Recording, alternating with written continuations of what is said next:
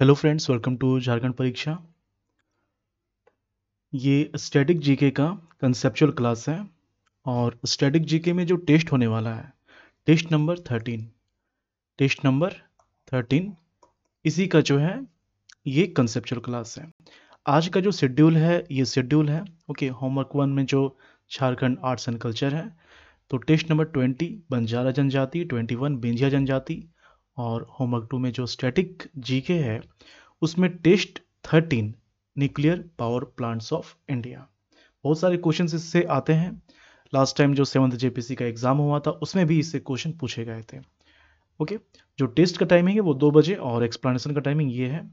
जो भी क्वेश्चन होंगे टेस्ट का वो इस समय आप देख पाएंगे अच्छे से, और जो भी क्लास का नोट्स होगा वो एप्लीकेशन से आप जो है डाउनलोड कर पाएंगे। चलिए स्टार्ट करते हैं। तो ये जो है टेस्ट नंबर 13 का कंसेप्चुअल क्लास है। चैप्टर का नाम क्या है?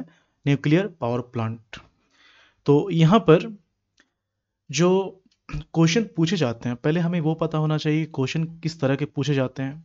ठीक है, ऐसा नहीं कि आप पूरा प्लांट का वर्किंग पढ़ रहे हैं, फंक्शन पढ़ रहे हैं, लेकिन वो जो है किसी और पार्ट का है, स्टैटिक का ही पार्ट नहीं है।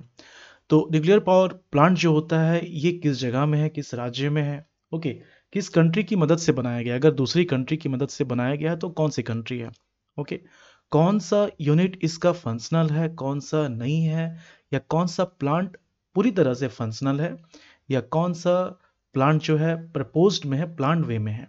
तो ये सारे क्वेश्चंस आते हैं। उसके बाद न्यूक्लियर प्लांट या फिर न्यूक्लियर से संबंधित जो भी इंस्टीट्यूट्स हैं, तो उसकी जानकारी भी आपको होनी चाहिए। उससे भी क्वेश्चन आता है कि कब वो इस्टेब्लिश हुआ है, किस जगह हेडक्वार्टर है, इस तरह के भी क्वेश्चन आते हैं। ठीक है, एक होता है रिएक्टर, जिसमें कि ये पूरा रिएक्शन चलता है, न्यूट्रॉन फिर यूरेनियम 235, ओके। तो ये रिएक्टर से भी क्वेश्चन रहता है कि कौन सा रिएक्टर पहले और किस तरह का बनाया गया है। अभी सब समझ में आ जाएगा आपको। ठीक है, और कुछ इंपॉर्टेंट डेट्स अगर हैं, कुछ इंपॉर्टेंट पर्सन्स संबंधित हैं इस इंस्टीट्यूट से, न्यूक्लियर पावर प्लांट से, या फिर इस एटॉमिक एनर्जी से, तो वो भी इंपॉर्टेंट होता है। ओके, तो हम लोग धीरे धीरे आगे बढ़ते हैं और मेनली हम लोगों का जो फोकस होगा, हम लोगों को पहुंचना है यहाँ तक। लेकिन यहाँ तक पहुंचने के पहले बहुत सारी बेसिक चीज़ों को हम लोग जानेंगे, सीखेंगे। ठीक है, तो न्यूक्लियर पावर प्लांट, तो इसमें सबसे पहले आपको यह जानना होगा कि भारत में एटॉमिक एनर्जी के लिए अगर किसी ने सपना देखा था तो डॉक्टर होमी जहांगीर भाभा ने देखा था। ओके, इनके कारण ही आज जो भी सिचुएशन आप देख रहे हैं एटॉमिक एनर्जी में, न्यूक्लियर एनर्जी में, तो जो स्टार्ट किया गया वो इनके द्वारा ही स्टार्ट किया गया। ओके, तो 1945 में इनके द्वारा TIFR ये इस्टेब्लिश किया गया था। कहाँ इस्टेब्लिश किया गया था? मुंबई में, Tata institute of fundamental research. ठीक है, ये इस्टेब्लिश किया गया था, इन्हीं के द्वारा इस्टेब्लिश किया गया था। देखिए, आज़ादी के पहले ही देश आज़ाद नहीं हुआ है, लेकिन फिर भी कोई साइंटिस्ट इतना बढ़िया सोच सकता है कि कंट्री को न्यूक्लियर पावर प्लांट या न्यूक्लियर एनर्जी में आगे बढ़ाना है। ओके, तो ये जो है कभी भी क्वेश्चन आ जाए कि आर्किटेक्ट कौन है एटॉमिक एनर्जी का, एटॉमिक एनर्जी एसोसिएशन या प्लांट का, प्रोजेक्ट का, तो डॉक्टर होमी जहांगीर भाभा हो जाएंगे। ओके, तो ये फर्स्ट पर्सन है जिन्होंने एटॉमिक एनर्जी की बात की भारत में। ये हो गया। इसके लगभग 10 साल के बाद, 9 साल के बाद क्या होता है कि ये एक और इंस्टीट्यूट को इस्टेब्लिश करते हैं जिसका नाम है AEE। ये AEE है, टी से ट्रॉम्बे होता है, जो कि मुंबई में ही है, महाराष्ट्र में है। तो ये क्या है? एटॉमिक एनर्जी इस्टेब्लिशमेंट ट्रॉम्बे, जो कि मुंबई में है। ये इन्होंने 1954 में इस्टेब्लिश किया। अब ये मैं बता रहा हूँ, क्यों बता रहा हूँ, ये बहुत ज़्यादा इंपॉर्टेंट है, इसको आप ध्यान से समझिए। इन्होंने इसको इस्टेब्लिश कर दिया, अब ये काम चलता रहा, काम ये चलता रहा। तो इनका आना जाना लगा रहता था विदेश में। तो अमेरिका से ये आ रहे थे, यूएस से आ रहे थे, तो रसिया में इनका प्लेन जो है वो क्रैश कर गया। जितने लोग थे सभी की मृत्यु हो गई। ये बात हो रही है 1966 की। तो उसी समय ये जो AEET है, एटॉमिक एनर्जी इस्टेब्लिशमेंट, इसका नाम चेंज करके क्या कर दिया गया? भाभा एटॉमिक रिसर्च सेंटर, जिसको अभी बार्क के नाम से जाना जाता है। ठीक है, तो क्वेश्चन आ जाए कि बार्क कब इस्टेब्लिश हुआ है, तो ऑप्शन के अकॉर्डिंग आप आंसर कीजिएगा। ऑप्शन में 1966 हो सकता है, या फिर 1940 और 1954 हो सकता है। दोनों में से कोई एक ही रहेगा, दोनों नहीं होगा। और अगर दोनों रहा तो आप क्या करेंगे? दोनों रहा तो आप 1966 आंसर कर सकते हैं, क्योंकि बार्क के रूप में AEET कब इस्टेब्लिश हुआ? 1966 में हुआ। ओके, तो ये कंसेप्ट क्लियर हो गया। इसके बाद है जो बार्क है, देखिए जैसे न्यूक्लियर पावर प्लांट जो वर्क करता है, ये जो न्यूक्लियर एनर्जी है, इसके ऊपर बहुत सारे इंस्टीट्यूट्स हैं, बहुत सारी रेगुलेटरी बोर्ड है। ओके, तो जैसे कि जो एटॉमिक एनर्जी कमीशन है उसके अंतर्गत आता है एटॉमिक एनर्जी रेगुलेटरी बोर्ड। फिर उसी में जो है एटॉमिक एनर्जी कमीशन का ही एक पार्ट होता है department of atomic energy. Okay, department of atomic energy. तो इसी के अंतर्गत आता है R&D ऑर्गेनाइजेशन, मतलब रिसर्च एंड डेवलपमेंट ऑर्गेनाइजेशन। तो उसी का पार्ट है बार्क।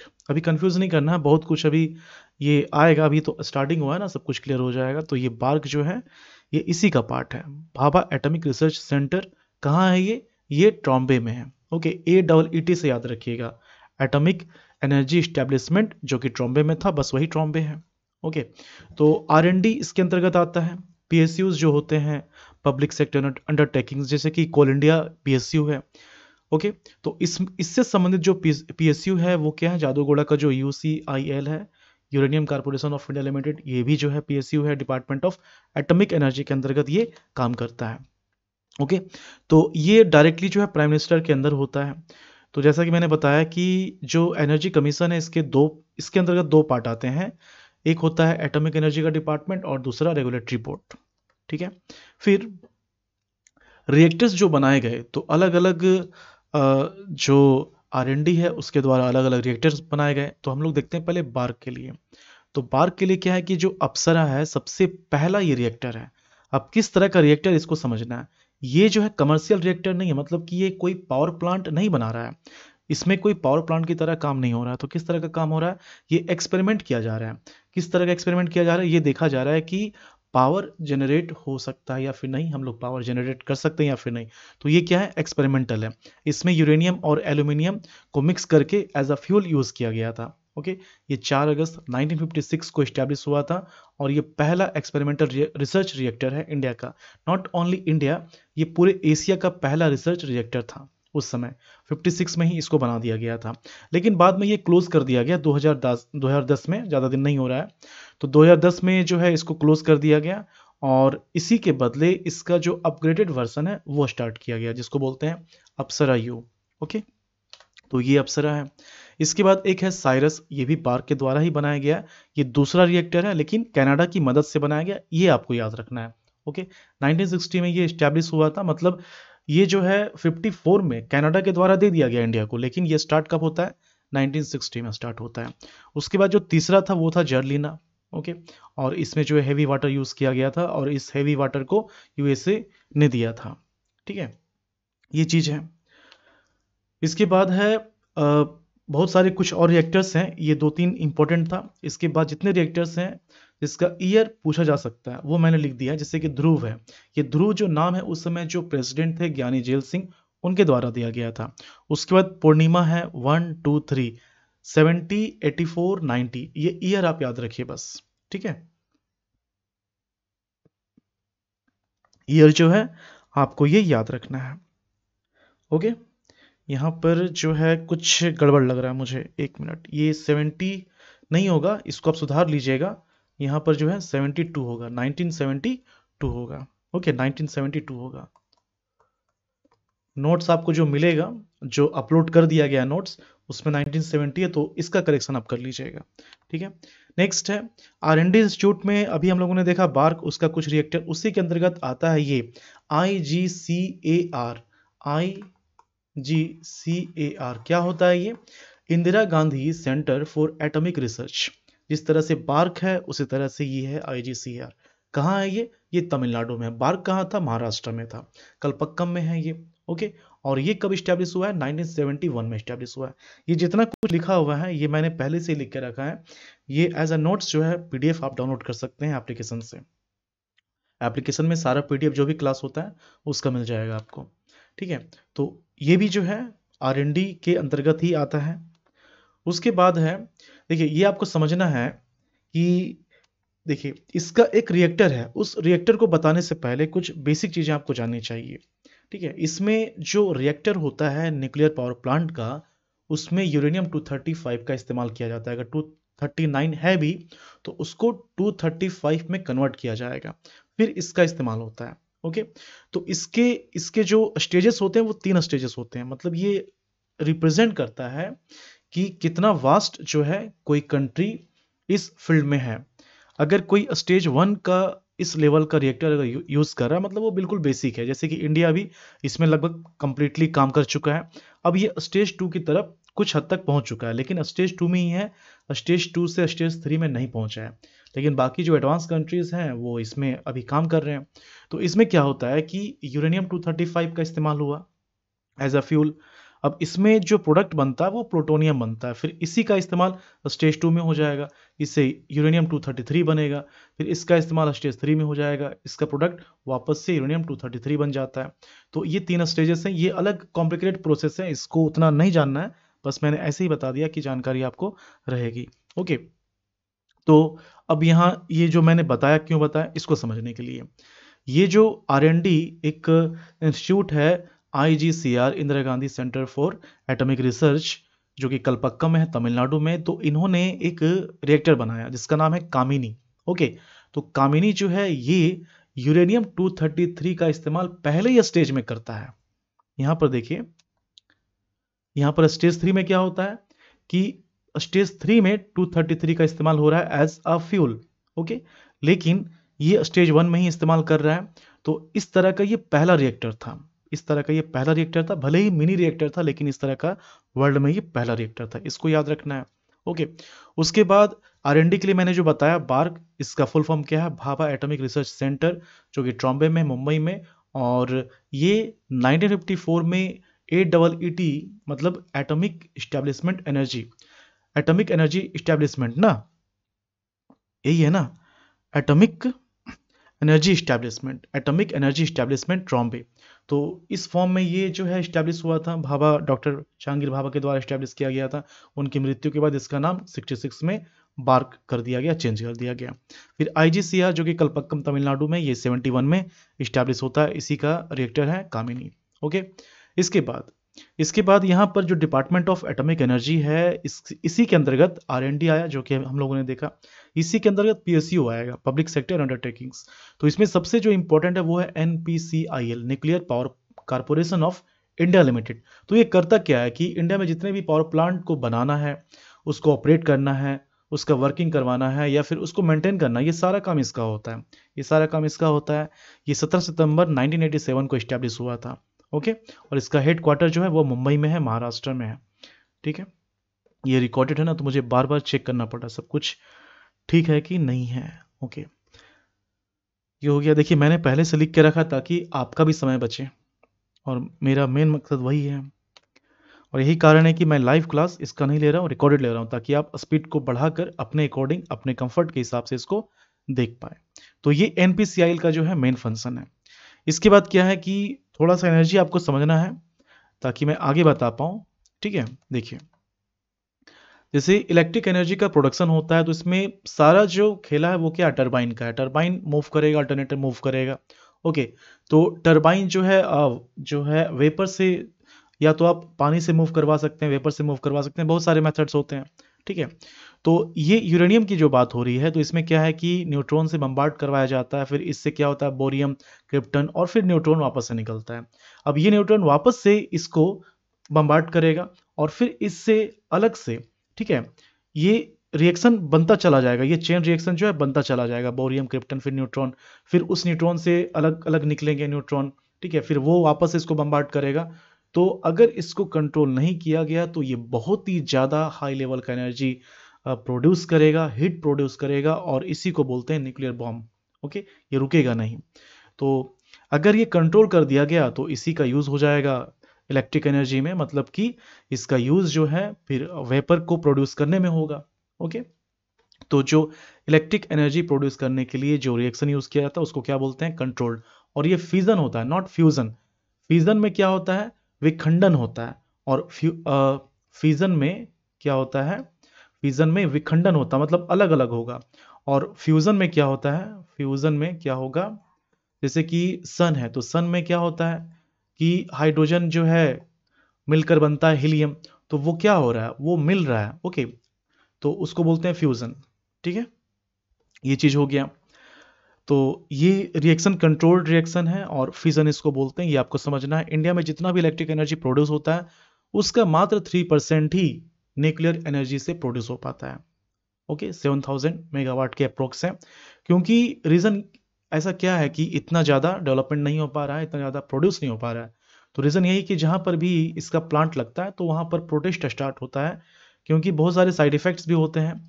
अभी वाकई में इस जैसे कि ये मेंटेलिटी अभी नहीं है कि अगर ये यहाँ पर प्लांट लग जाए तो हम लोग सुरक्षित रहेंगे, तो ऐसा भी नहीं है, वाकई में नहीं है। तो यही कारण है कि प्रोटेस्ट होते हैं और इस्टेब्लिश नहीं हो पाता है। तो ज़्यादा इसका भी जो है इसके माध्यम से एनर्जी प्रोड्यूस नहीं हो रहा है, इलेक्ट्रिक एनर्जी।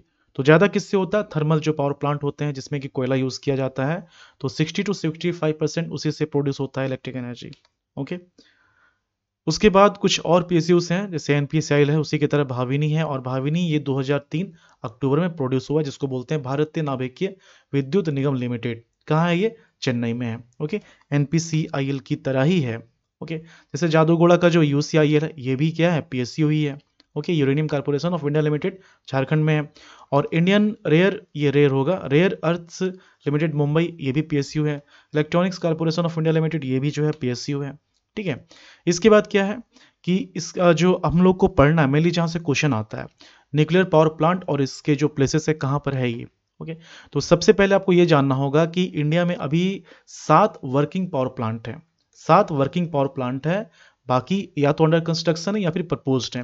अब इसमें क्या है कि इसमें अलग अलग यूनिट होते हैं। हो सकता है कि एक पावर प्लांट में 2 यूनिट हो, एक पावर प्लांट में 4 यूनिट हो, एक पावर प्लांट में 5 यूनिट हो, या इससे भी ज़्यादा हो, तो डिपेंड करता है। तो इस तरह से अगर हम लोग यूनिट की बात करेंगे तो इंडिया में 21 यूनिट्स हैं जो कि ऑपरेशनल है, ये काम कर रहे हैं। 5 जो है अंडर कंस्ट्रक्शन है और 24 जो है प्लांट है। तो प्रपोज वाला में ज़्यादा है। अब एक एक करके देखते हैं सारे प्लांट्स को। तो सबसे पहले तारापुर, जो कि महाराष्ट्र में है, इसको टैप्स बोलते हैं, मतलब कि तारापुर एटॉमिक पावर स्टेशन। और इसमें जो है ये फुल्ली ऑपरेशनल है। 4 यूनिट इसमें है। ये नंबर को रिप्रेजेंट कर रहा है, मैंने यहाँ लिख दिया है। ये मेगावाट याद करने की जरूरत नहीं है, बस दिखाने के लिए कि अगर अलग अलग यूनिट है तो कौन सा फंक्शनल है, कौन सा फंक्शनल नहीं है, बस इसी चीज को दिखाने के लिए मैंने ये लिखा है। तो ये फुल्ली ऑपरेशनल है और ये पहला पावर प्लांट है इंडिया का जो कि कमर्शियल रूप में ये स्टार्ट हुआ था। ओके, जो अप्सरा था वो क्या था? वो रिएक्टर था और वो एक्सपेरिमेंटल फॉर्म में स्टार्ट हुआ था। मतलब कि उसका कोई ऐसा मकसद नहीं था कि हम लोग इलेक्ट्रिसिटी प्रोड्यूस करेंगे और फिर इसको ट्रांसमिट करेंगे। बस वो एक्सपेरिमेंट हो रहा था कि हम लोग प्रोड्यूस कर पाते हैं या फिर नहीं, या फिर उसमें कुछ और रिसर्च हो पाता है नहीं। तो ये 64 में स्टार्ट हुआ था और 69 में कंप्लीट हुआ। तो दोनों आंसर आप याद रखिएगा। इसका किसकी मदद से हुआ है? यूएसए की मदद से हुआ है। 2019 में रिसेंटली 50 साल इसका पूरा हुआ, ये भी आप याद रखिएगा। इसके बाद महाराष्ट्र में जैतपुर है, तो इसके 6 यूनिट जो है वो प्लांट है, फ्रांस की मदद से ये जो है प्लांट है। ये क्या है? बनने वाला, अभी बना नहीं है।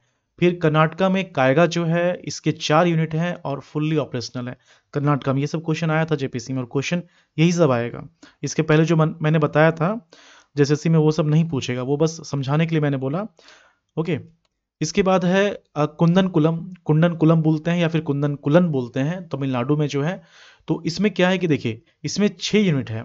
इस 6 यूनिट में सिर्फ 2 ही यूनिट जो है ऑपरेशनल है, बाकी 2 का कंस्ट्रक्शन हो रहा है और 2 भी प्लांट है। ओके, तो इसलिए यहाँ मैंने लिखा है पार्शियली ऑपरेशनल है।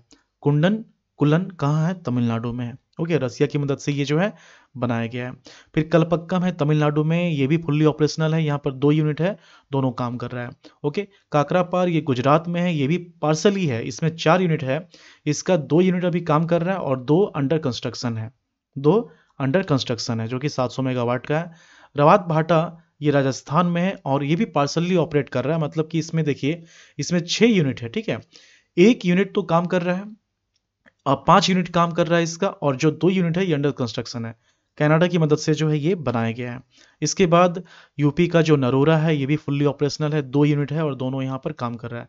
हरियाणा का जो है कुम्हारिया बोलते हैं इसको, और अभी क्या है कि एक यूनिट जो है वो कंस्ट्रक्शन में है और 4 प्लांट में, तो ये ऑपरेशनल नहीं है, अभी काम ये नहीं कर रहा है। उसी तरह से चुटका जो मध्य प्रदेश का है, इसमें 2 यूनिट है, वो भी प्लांट है, काम नहीं कर रहा है। पश्चिम बंगाल का जो हरिपुर है, यहाँ पर 6 यूनिट अभी प्लांट है, ये रसिया की मदद से बनाया जा रहा है, अभी ये काम नहीं कर रहा है। ओके। इसके बाद एक आता है कोरवाडा आंध्र प्रदेश का, इसमें 6 यूनिट है जो कि प्लांट है, अभी ये ऑपरेशनल नहीं है। ओके, अभी ये जो है ऑपरेशनल नहीं है। ओके, और ये जो है ये अमेरिका की मदद से बनाया जा रहा है। ठीक है, यहाँ मैंने नोट्स में लिखा नहीं, आप इसको लिख लीजिएगा, ये अमेरिका की मदद से जो है बनाया जा रहा है। ठीक है, इसके बाद कुछ टेस्ट हैं, बस यही बस खत्म होने वाला है, इसमें ज़्यादा और कुछ नहीं है। ये जो 2 डेट है बहुत ज़्यादा इंपॉर्टेंट है। ओके, एक है स्माइलिंग बुद्धा, इस नाम से एक ऑपरेशन चलाया गया था 18 मई 1974 को, जिसको पोखरण 1 नाम दिया गया, उसमें इंदिरा गांधी प्राइम मिनिस्टर थी। ओके, तो ये टेस्ट किया गया था, न्यूक्लियर टेस्ट किया गया था। ओके, उसी तरह से जब अटल बिहारी वाजपेयी प्राइम मिनिस्टर थे तो उनके समय में 11 मई 1998 को फिर से न्यूक्लियर टेस्ट किया गया था, आपको पता होगा, और इसका जो नाम था ऑपरेशन शक्ति था। पोखरण 2 के नाम से भी इसको जानते हैं, और इसी दिन 11 मई को नेशनल टेक्नोलॉजी डे के रूप में मनाया जाता है। ओके, बस इतना ही इसमें क्वेश्चन इसी से रहेगा, आप इसको अटेम्प्ट कीजिएगा। ये जो क्वेश्चन है अभी 2 बजे जो टेस्ट होगा इसी से क्वेश्चन रहेगा, जहां से क्वेश्चन पूछता है क्वेश्चन वही है। ओके, तो एक्स्ट्रा मैंने जो बताया उसको आप ध्यान रखिएगा, अगर घुमा फिरा के पूछता है तो आप आंसर करने के लायक रहेंगे कम से कम। और इसका जो भी क्वेश्चन रहेगा एक्सप्लेनेशन मिलेगा आपको 6 बजे शाम को। ठीक है, बाकी झारखंड का टेस्ट जो है आप दे दीजिएगा पढ़ के, और फिर एक्सप्लेनेशन देख लीजिएगा। मिलते हैं नेक्स्ट क्लास में। Thank you for watching Jharkhand परीक्षा।